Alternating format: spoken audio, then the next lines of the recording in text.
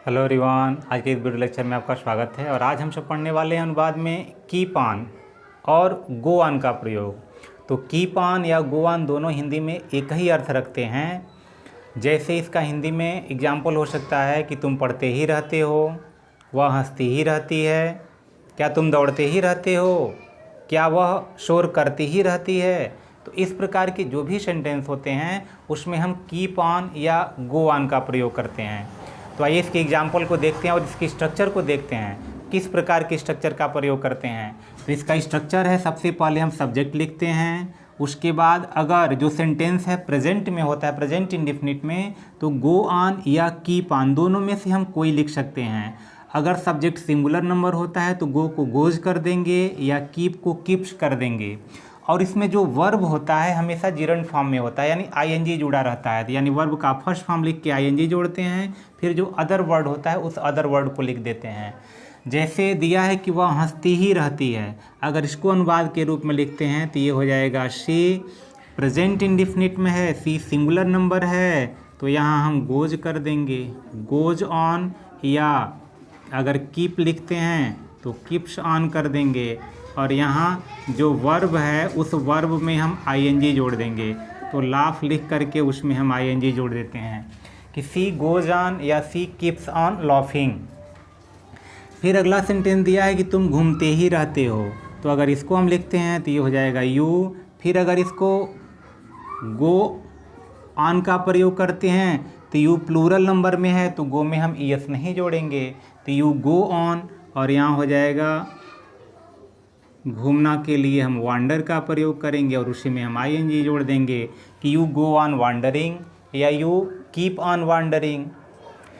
फिर अगला सेंटेंस है कि गुड्डी खाती ही रहती है, कि जब देखो तो वह कुछ ना कुछ खाती ही रहती है। तो इस प्रकार का जो सेंटेंस है, तो फिर अगर हम इसको लिखते हैं तो ये हो जाएगा गुड्डी।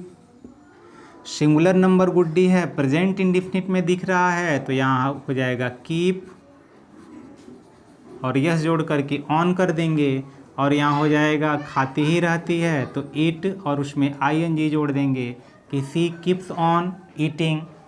अगर यही सेंटेंस पास्ट इंडेफिनिट में होता है, जैसे वह हंसती ही रहती थी, तो अगर पास्ट इंडेफिनिट में होता है तो गो का पास्ट वेंट कर देंगे और कीप का जो पास्ट होता है वह केप्ट, दोनों में से कोई एक प्रयोग कर सकते हैं।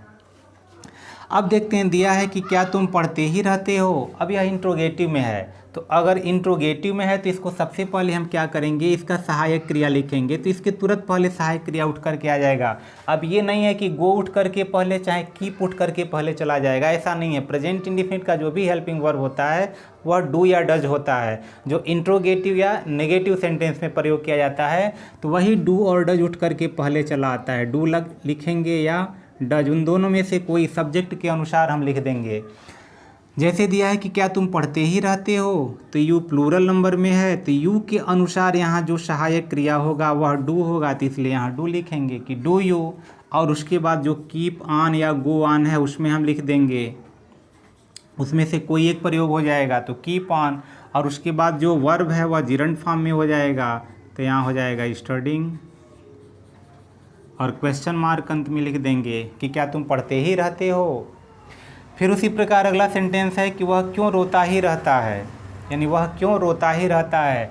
तो अब यहाँ WH फैमिली का जो वर्ड क्यों है वह आ गया है, तो अगर कोई भी क्वेश्चन वर्ड पहले आता है तो उस क्वेश्चन वर्ड को हम पहले लिखेंगे, बाकी जो रूल है वैसे ही रह जाएगा, उसमें कोई परिवर्तन नहीं होगा।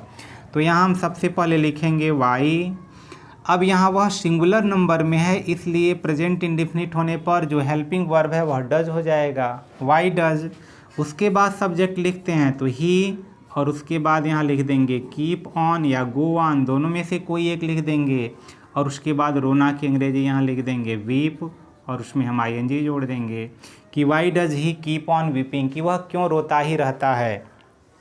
तो इस प्रकार जो भी या वह हंसती ही रहती है, तुम पढ़ते ही रहते हो, जो भी इस प्रकार के जो सेंटेंस है वह कीप ऑन या गो ऑन के प्रयोग से हम बना सकते हैं। तो आशा करते हैं यह वीडियो आपको समझ में आया होगा। यदि समझ में आया तो निश्चित रूप से लाइक कीजिए, शेयर कीजिए। यदि अब तक आपने चैनल को सब्सक्राइब नहीं किया है तो सब्सक्राइब कीजिए। फिर मिलते हैं किसी अन्य वीडियो में, तब तक के लिए धन्यवाद।